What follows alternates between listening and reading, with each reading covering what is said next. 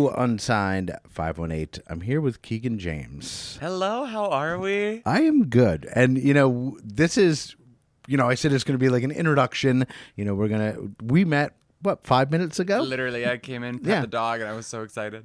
Yeah, and Calvin will be, just for everybody listening, they all know Calvin. He makes appearances. Good. Like at some point during this conversation, he's going to steal the interview. He will be coming in to steal the interview because Katie, my wife, has to leave, and then Calvin has FOMO, so he can't be outside. So we look forward to having him. Yeah, he'll be in like a messy hurricane, like Pigpen from the Peanuts comics. That's what he's like sometimes. But anyway, we're not here to talk about Calvin, but I mean we could all day.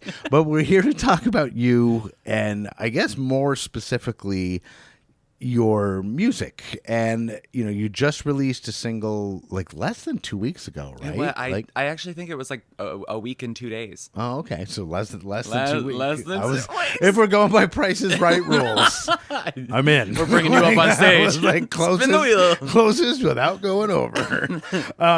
But yeah, we want to talk about, I guess, your history with music, kind of like how it leads up to today, whether it's your influences or kind of how you were introduced with music or knew that the music was in you, because like I feel like that's a lot with musicians. They're just like, I don't know, it's fucking here, like. Yeah. So I've had a very unique life and childhood. I've always been a creative kid. I'm still a kid. I'm 23, but I'm still a kid.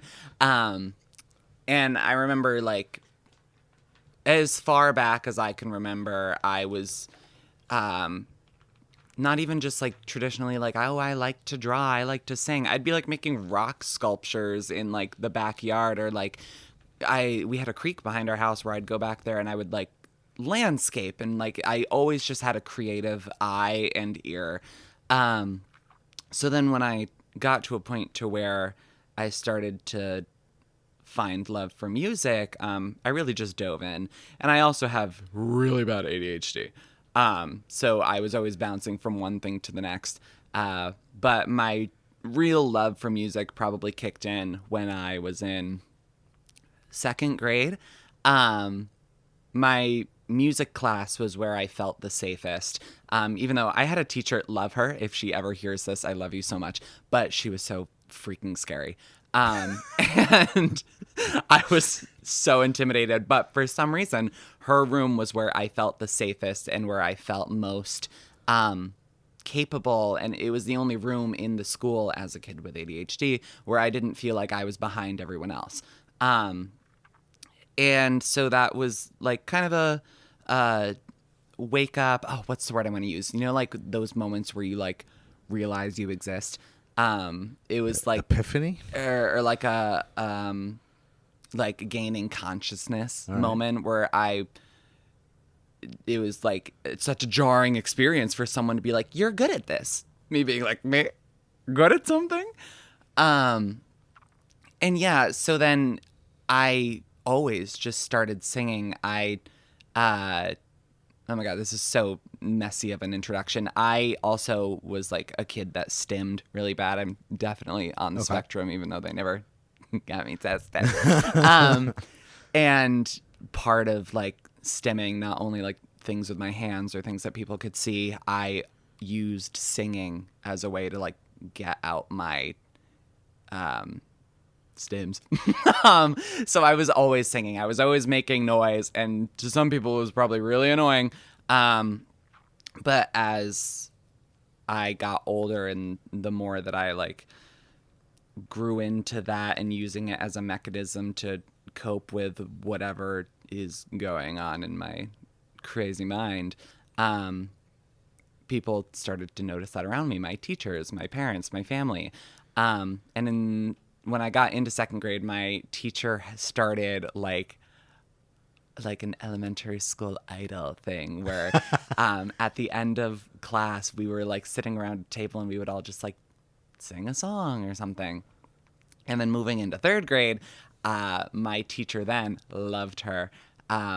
She would have me like sing at snack time, like go up to the front of the room, and they would always have me sing a song. And it was like having my own little intimate performance with all the kids.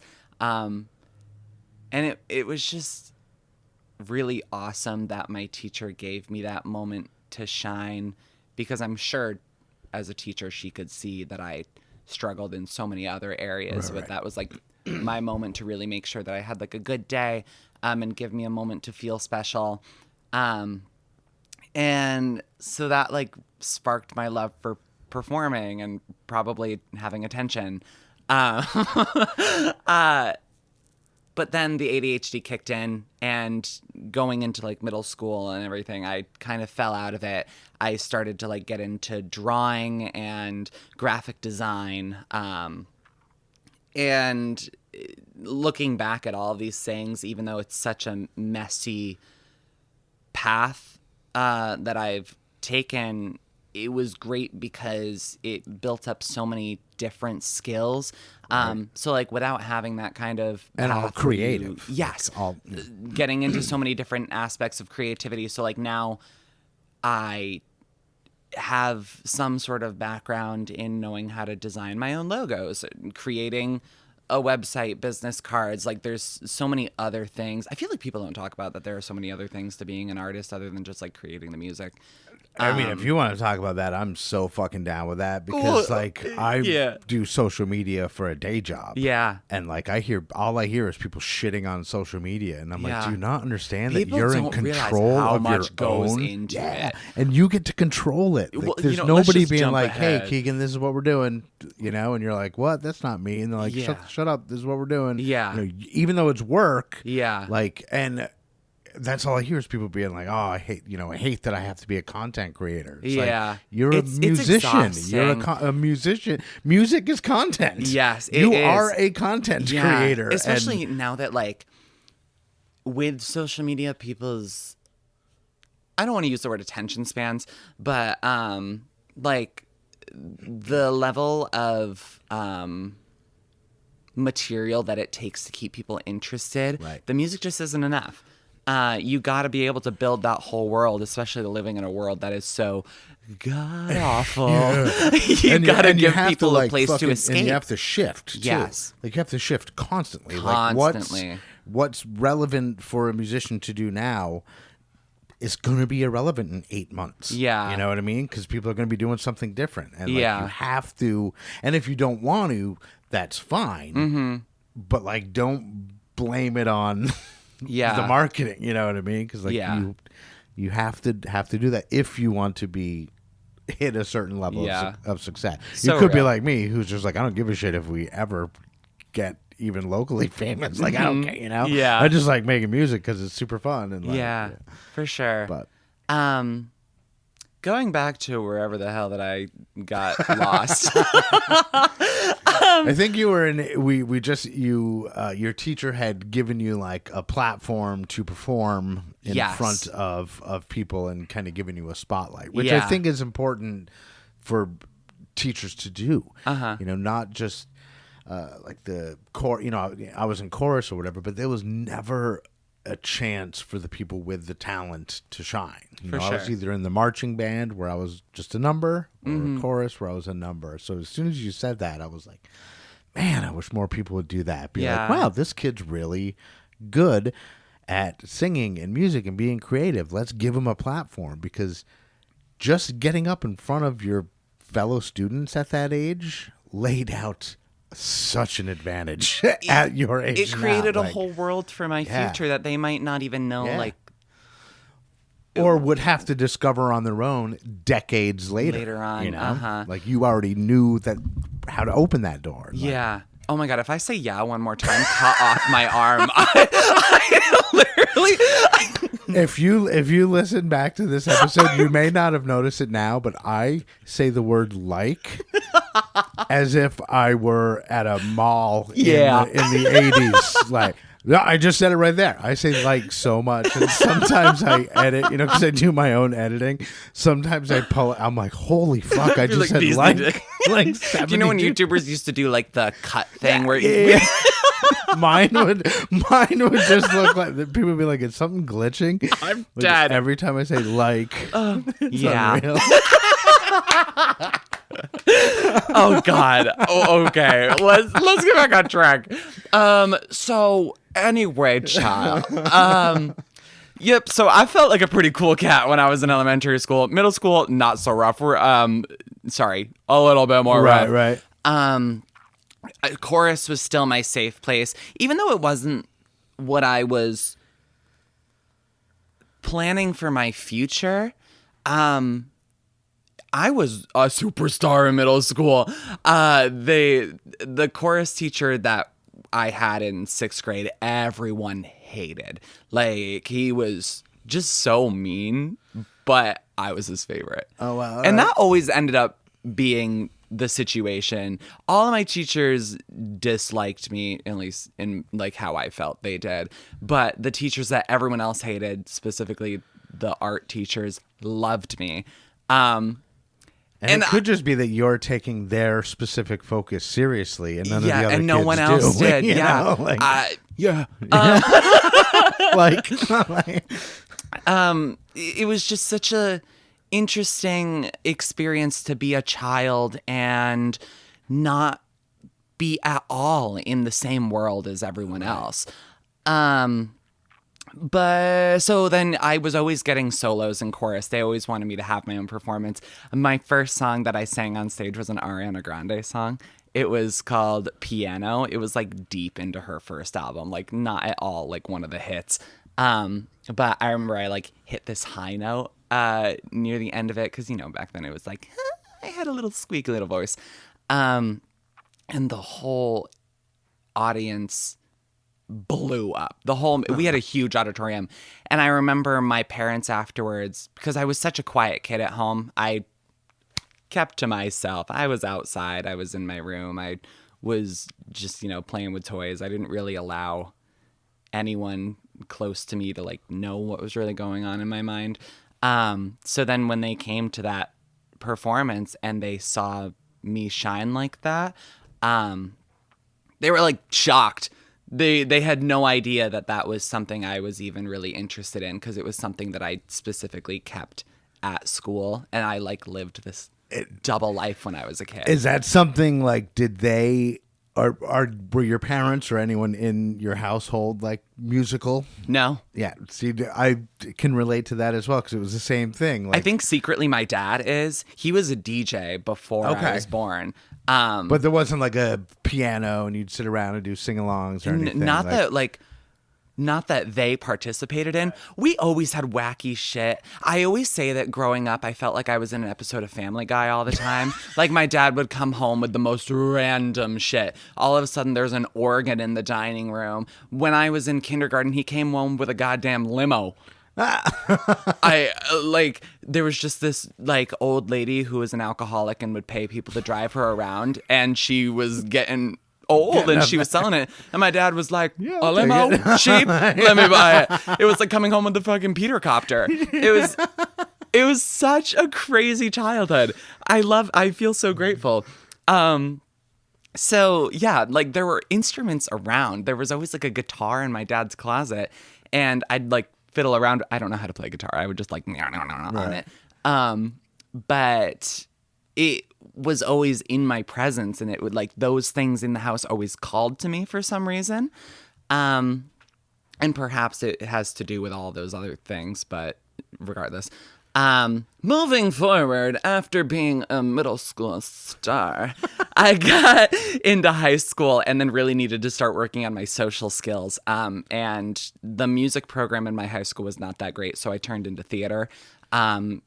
And theater was wonderful for me at that time in my youth, because it helped me work on extended thought. As a kid with ADHD who did not know where my thoughts began and end, to finally have something tactile for me to not just like read through a book in English class that I could not focus on.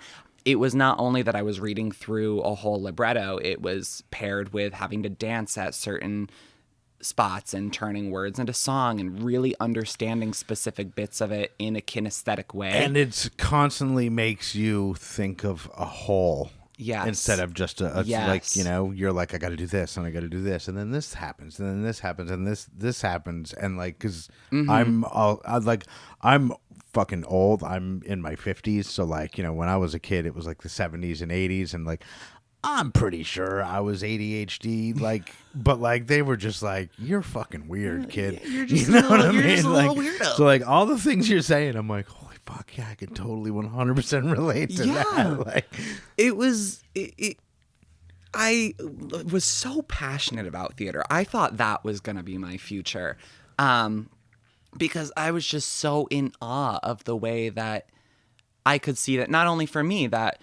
It was such a good place to build community because you spent so much time around this random group of different people, and all of a sudden you had to be like lifting them up, and Right. you're changing in the same room together, and it was so intimate and kind of weird. Theater's kind of weird, but it really pulled people out of their shells, and I thought that was so special.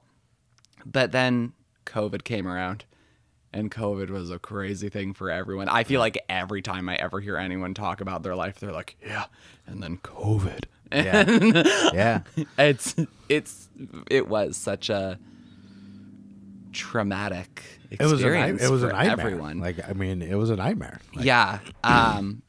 During COVID, obviously theater came to a halt. There was no having that many people in a massive space like that, nor that close on stage. And without that in my life, I was like, holy fuck, what am I doing now? And then to get a little dark for a moment, I had a little near-death experience at the like middle of COVID, where I was at some like gorge out in Canajahari, and I got swept away in the current, and I like went through a waterfall, and it was really scary. And I like miraculously caught a rock with my hand, just like flailing, and it stopped me from going over the falls, which created a little bit of a mental spiral for me. So then without theater and then having that experience, and then my family was also moving at that time. They were moving down to Florida. So I was in this massive transition period where I'm only 18. People are going to college. It's COVID. My family's moving. I almost died. Right. And my biggest passion that I had in my life wasn't there anymore. So I'm like, okay, what do I do? And that's when the roller skates happened.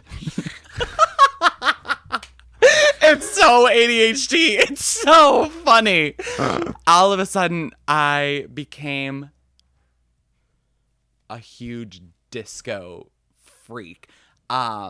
Big roller skating energy. I was obsessed.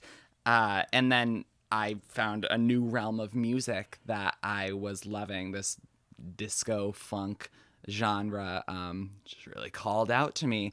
And I remember when I was little, I was loving that Earth, Wind, and Fire sound. You know the movie Austin Powers Goldmember? Of course. Obsessed. So when I started roller skating, that kind of came back around.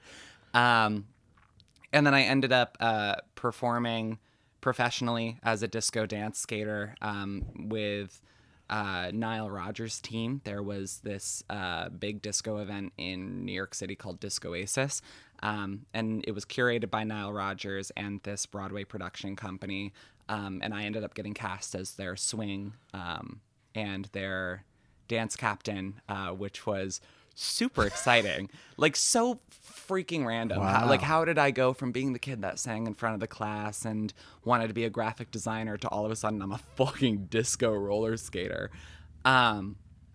It was another just character building moment, and helped me work on my like more social skills, etc. God, I hate those fucking motorcycles. Vroom, vroom. Vroom, vroom. I'm like, really, dudes? I'm trying to fucking record it here. Dying. Don't they know that I already can't keep a simple thought? Yeah. So the whole roller skating thing happened. It brought a new layer to my personality, and gave me a new hyperfixation to deal with.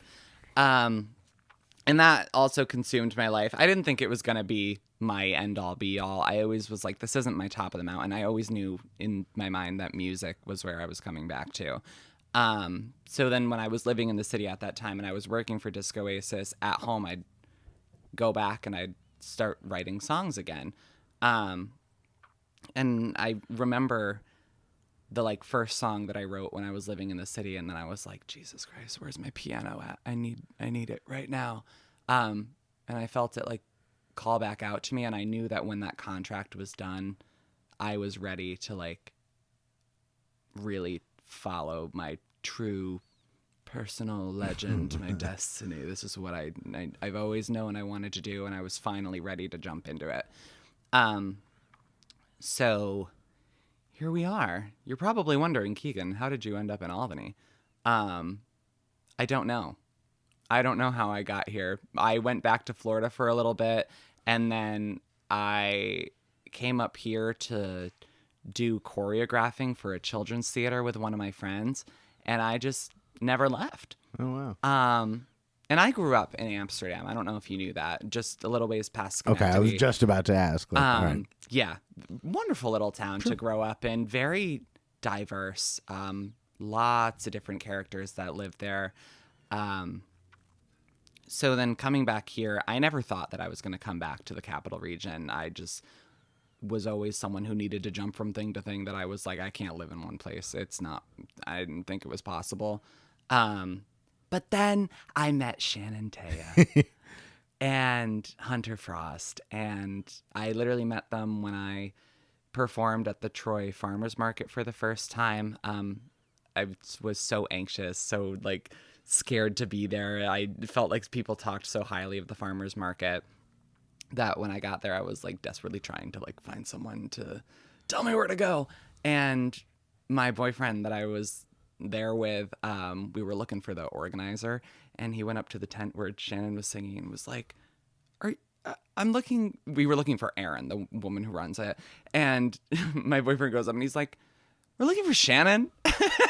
She looks over and she was like, me? And I was like, no, guy, we're not looking for Shannon. Hi, Shannon. We're looking for Erin. And ever since then, we were like besties. We went and got coffee after that, and we just realized we had such similar goals, and Nice. we just clicked so instantly. Yeah, I mean, that's how you came on my radar, is through from Shannon. Yeah. Yeah, I owe so much to them. Shannon, Hunter, the whole troupe. I don't know if you know that I like am their official opener whenever they do shows and they need an opener. I'm their first call. I'm also their designated dog sitter. Nice. But yeah, they have been teaching me so much about the local community and how to be an artist in this community. I don't know. It's such it's so hard, an interesting thing to be an artist and find people to connect with, because we're all so different. Yeah, but we're not, like Yeah. the artistic outlets are certainly different. And I guess like personalities could be different. But in this scene, what I found more than anything is that a community has been built by people who are not the same, except for their mutual respect for each other.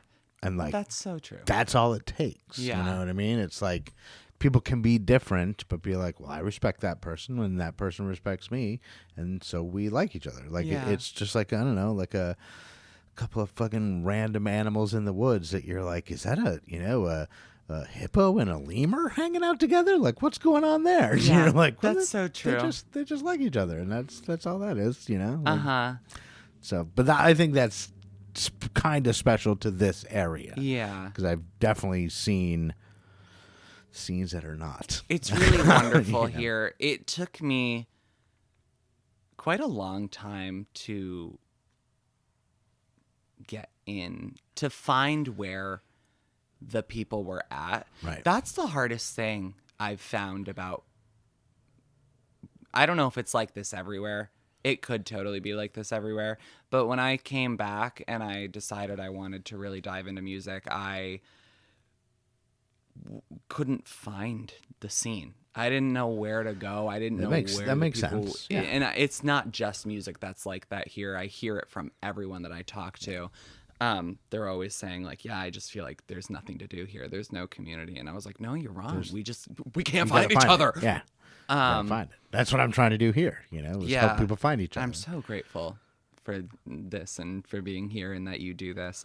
Yeah. And that was a very messy and, gap-filled story of how I ended up here and why I'm a musician. But we should hear a song. Yes. We're gonna hear the single that just came out 9 days ago, called Keegan's Lament. So why don't you tell us a little bit about the song before we hear it? Keegan's Lament I wrote 2 years ago, after I was done with Disco Oasis, when I decided I was going back into music. In a point in my life where I was feeling very lost. Every time a dream comes true, you have to figure out what's going to be next for you. And that was so scary. And I was going through a breakup, and I was having a conversation with my friend, just really like trying to get down to the root of like, what the hell had happened. I was feeling very blindsided. And I am also a huge people pleaser. So like trying to finally say to myself, like, no, I didn't do something wrong. It's actually, you're the fucking problem. Yeah. That's a powerful realization to come to. And I don't have a lot of spaces where I feel like I can comfortably complain and not feel bad about it. And that's kind of what music is turning into for me, even though that's not what my dream was. It's not what I saw for myself. I've always wanted to just be like a positive light ray of sunshine where everything's okay. Your complaint could be somebody else's ray of sunshine. Oh, you're just saying. I love that. Yeah. So this song, as it's titled Keegan's Lament, is like me finally showing that I've had enough. Yeah, I hope they like it. All right, cool. Well, let's check out Keegan's Lament, Keegan James, and we'll be right back.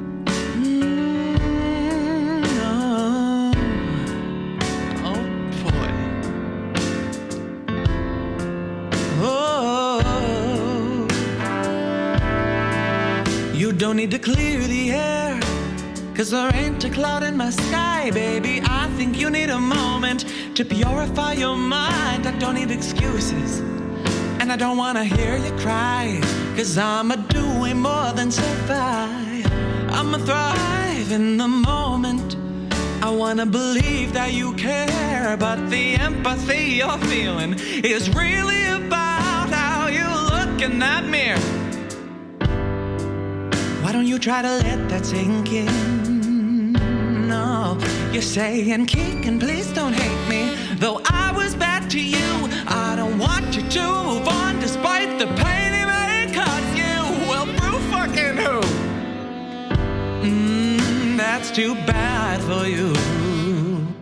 Oh, and you're so selfish. I don't want to hear your words. You don't talk like I'm a human. The one that you heard, yeah, it's unspoken. And I'm gonna tell you why. If you throw away my heart, baby, you do not deserve my mind. No, that's for me.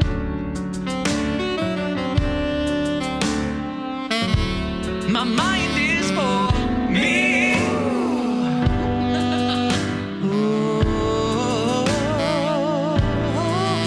It's an oasis, nothing like where we met. It's where the sun is always shining, and I'm feeling my best. It's where I keep my tools, fill my fuel, and therapy will help me get rid of you from this island where my palm trees sway, where I jump into the ocean and I wash my cares away, baby. I don't forget, I just remember when fate took you away. I found summer in December, baby.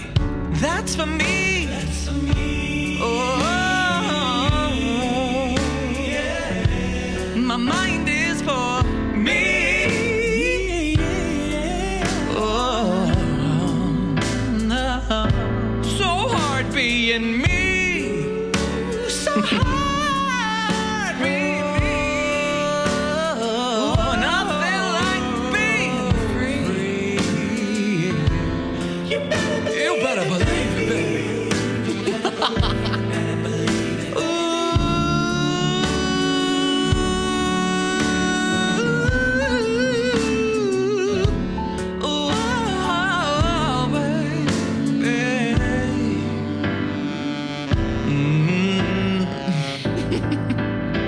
right, that was Keegan's Lament. And so, Keegan, that is the second single that just came out, a week ago or so as we're recording this. And then you have another single that came out sometime earlier in the year around Valentine's. So I guess tell me, like, when did you make that switch to be like, you know what, now I'm writing these songs, I'm recording these songs, and I'm releasing them? Yeah, I produce my own music. Oh, I wow. write my own. I do everything on my own. And so back a couple years ago when I was down at my parents' and I was starting to really get into the depths of how to even begin producing your own song, I was just kind of playing around. I was trying to figure out what I wanted my themes to be, what I wanted to sound like, and even that is still something that's always evolving. And I feel like you can't. You have define to, you have to put it out, and then maybe 10 singles from now, you'd be Yeah. like, all right, now I'm starting to get, So I had released a couple singles that are no longer Okay. on streaming services. Not that I thought they were bad, but I was just like, it felt very non-cohesive. Non-representative of what you were. And I didn't want people to search me and find that and then be like, well, this is fucking god awful. So when I got to Mr. Monroe, which is the song I released on Valentine's Day, it was something that just flowed out of me so easily. I feel like I literally wrote it in a night. And I had started taking audio engineering courses down in Del Mar with, I think it was Blue Sky Studios. I could totally be wrong. I forgot the name. But he helped me figure out how to really craft the sound I was looking to get with that piece. And because it just flowed out so easy and felt so connecting to the emotions that I needed to get out and let go of, I was like, this is what I want to start with. It was the first song that I really found like a creative vision, a world around. I did like this whole video photo shoot in the Capitol in Albany in like this black jumpsuit. And the lore behind it is kind of shady. Like I'm not going to air myself out here with it. But it was my first time where I found artistic expression in a way that was subtle and felt very detailed. And I was so proud of it that I was like, I think I'm ready now. So I released that one and I really got a good response out of it and I felt very good. And that's where it began, I guess. Nice. And so, writing like your own song, and like you said, obviously, I'm certainly not going to ask you to air like, the meaning behind it or whatever, but like having a song where the meaning behind it is so deeply personal to you, and like those lyrics make so much fucking sense to you, but are ambiguous enough where just somebody listening isn't going to. Like, there's something about that I like that it leaves questions, but also gives room for the listener to build their own story on it. Correct. But no matter what they decide that they think the song is about, it's already lifted off of you. Yeah. You know what I mean? So I'm you like, can, is ball it it about up. that? Ooh. They're like, who is Mr. Monroe? And I'm like, wouldn't you like to know? Yeah, totally. And like it is only he knows. Yeah, it is funny, like, when people interpret something and you just cannot get it out of their head. Yeah. Like I had like one of the songs that we released, like my band released, I wrote, and I wrote the lyrics, and he was like, who's the girl? Who's it about? And I'm like, it's not about a girl. And he's like, bullshit, who is it? And I'm like, dude, it's fucking not, like, I wrote the song. Like, I know. That's like, so it's cool. Especially it's when about it, an old like, boss at work. It like gives you a place to like not take it so seriously too. Right. Where it's like, yeah, I wrote this song. It could be about this, but also I just kind of wrote it because it made me vibe. Yeah. And plus that way you can, write songs that mean absolutely fucking nothing. Yeah. That mean nothing. That you're just it's like, giving I don't know, I gaga embody... ramama, gaga Right. ooh la la. Like, you're like, I've just embodied a character and threw out some shit, and people will look for a meaning in that, and that's fucking great, because it does allow you to get your own emotions and your very specific feelings about very specific feelings, or about specific people, out without, Without having putting to, like, the scream negativity it into at the them. world. Yes, exactly. And I love that it's a good place to be able to get this pent up aggression out while also conveying. Right. And like I said, Positivity your complaint could be someone else's race. Like, literally, your angst and put that on my vision the board. shit that you went through can help somebody else. And it's not putting negativity out in the world. Even though you're speaking about a negative experience, you're like, I don't know, maybe I'm getting too fucking philosophical. A little meta, a little yeah, too Rick and Morty here. Yeah, right. For No, I love a it. local music podcast. But yeah, I think that's a cool way of looking at songwriting. Just Absolutely. getting shit out. But we are sort of running out of time, because I do have another guest coming in, and we talked a lot, which is fantastic. It's fantastic, and it's a great sign of a good episode when there's a lot of talk. I love it. That's why we're here. But we want to hear the song before we go. Mr. Monroe, it's called, right? Yeah. All right, so let's check out Mr. Monroe, Keegan James, and we'll be right back to wrap it up.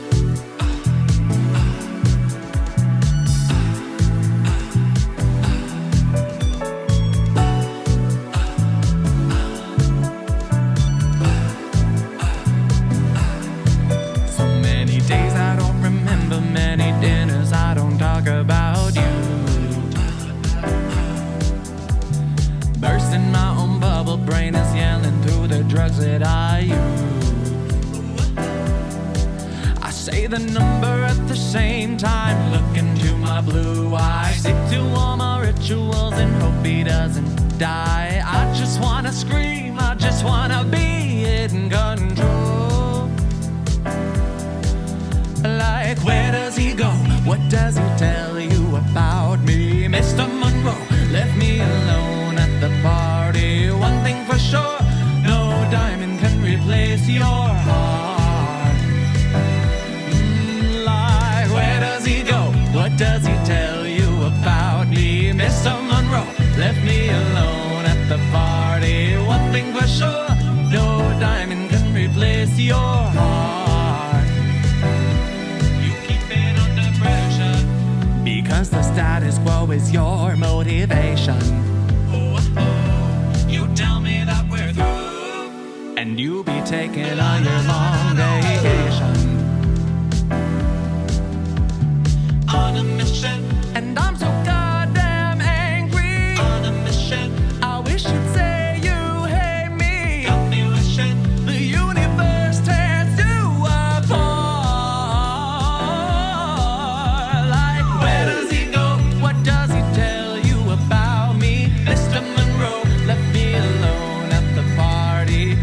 For sure, no diamond can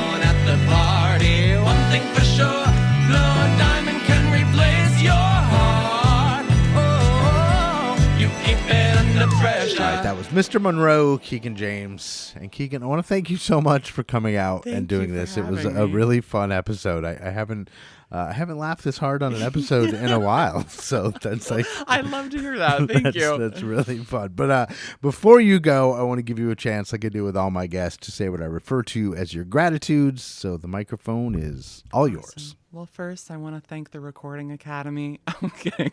I want to thank, obviously, I've talked a lot about Shannon and the troupe and Hunter Frost and their dogs. Truly, biggest gratitude to them. I will never forget. I was literally in a manic cleaning episode in my underwear, standing on the counter, like reorganizing my dishes. And she called me and was like, we're doing this Taylor Swift theme tour, and our like other performer had to drop out because I don't know if she like broke her foot or something, I don't remember, but she was like, any chance you'd be interested? And I was like, okay, hold on, I'm standing on the counter right now, but give me like 10 minutes to change and I'll come up there to rehearse. And they were so loving and welcoming, and I'll never forget the first time I showed up at Shannon's house for their band rehearsal and just how happy they were to have me there. And that was something I felt like I hadn't felt in a really long time. And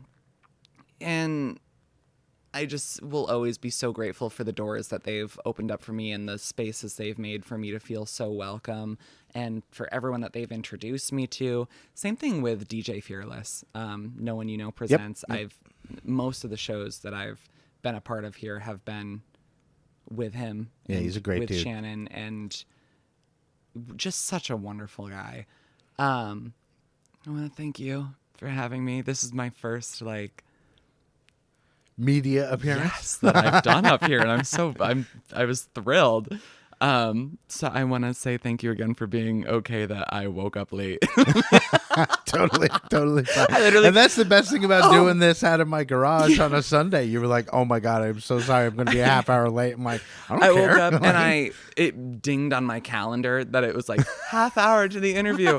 And I was like, holy shit. I was praying. I didn't know where this area this town was. So when I saw that, I was praying that it was like 15 minutes away. You're like, nope. I was like, oh, damn it. So thank you for bearing with me and my messy brain. No problem. I just want to thank everyone who's come to the shows and who has been so kind and supportive and who has said kind words to me.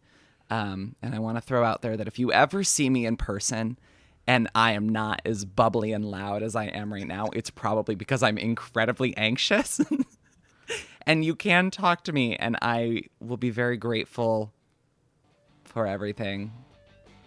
Thank you for listening to Mr. Monroe. Oh, WEXT, too. They played my song the day that it aired. I marched with them in the Pride Parade. They are also I love them all. Wonderful people. Yeah. Yeah. Thank you so much, everyone. Thank you to Calvin for being my emotional support next to me on the couch. Yeah, he does that. All right, cool. Well, he is Keegan James. I am Andy Scullin. This is Unsigned518, and I'll see you on the road. Bye. Unsigned518 is produced and hosted by me, Andy Scullin. New episodes are available every week wherever you stream podcasts. If you'd like to help support the show, please like and subscribe wherever you are listening, or you could buy me a coffee at buymeacoffee.com/unsigned518. If you would like to advertise on the show, send me an email at unsigned518@gmail.com. And to be a guest on the show, reach out to me through Instagram at unsigned518. Take care of one another, and I'll see you next week.